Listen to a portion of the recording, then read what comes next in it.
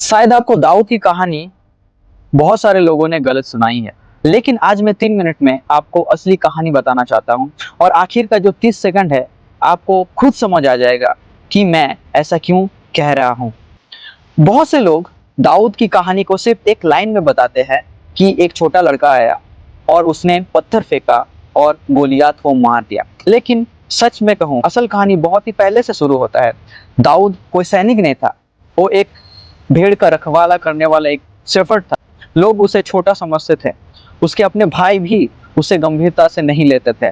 लेकिन एक बात जो उनके भाइयों को भी नहीं पता था, जब दाऊद जंगल में अकेला था, तब वो परमेश्वर की स्तुति और परमेश्वर के सम्मुख प्रार्थना किया करता था। और इसी प्रकार से दाऊद अपने समय को बिताता था। और उसी जंगल में उसने भेड़ों को भी बचाने के लिए बहुत ही संघर्ष किया। दाऊद ने शेर और भालू से भी लड़ाई करके उन्होंने अपना भेड़ का रखवाली किया। यानी परमेश्वर उन्हें धीरे धीरे तैयार कर रहा है कि दाऊद एक महान मकसद की ओर बढ़ता जा रहा है। फिर एक दिन युद्ध शुरू हुआ। एक विशाल योद्धा आया जिसका नाम गोलियत था। वो इतना बड़ा था, पूरा सेना गोलियत से डरता था। हर दिन वो चिल्लाकर इज़राइल को चुनौती देता था, इज़राइल का सेना को चुनौती देता था, लेकिन कोई भी उसके पास, उसके सामने आने का हिम्मत नहीं करता था। तभी वहां दाऊद आया, सिर्फ अपने भाइयों के लिए खाना लेकर। जब उसने गोलियत को सुना तो वो हैरान हो गया। उसने कहा, ये आदमी परमेश्वर के सेना को कैसे चुनौती दे सकता है। सबने उसे रोका, सबने कहा कि तू बहुत छोटा है।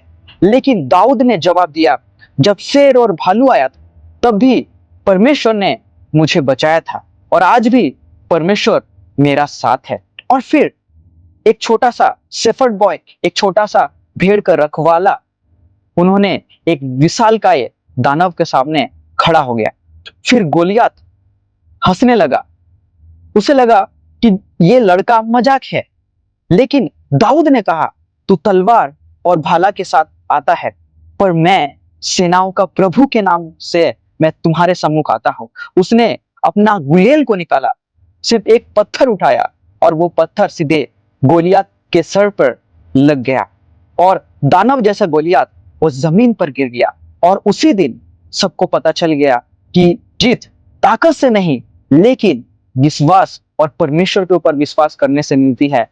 और शायद दाऊद की कहानी गलत क्यों बताते हैं, क्योंकि असली कहानी पत्थर की नहीं, असली कहानी उस सालों की तैयारी की है जब दाऊद जंगल में अकेले परमेश्वर के साथ समय बिताता था। दाऊद के सामने जीत एक दिन में नहीं हुई। दाऊद जो जंगल में जो समय परमेश्वर के साथ बिताया था, वो सालों की जीत की तैयारी था।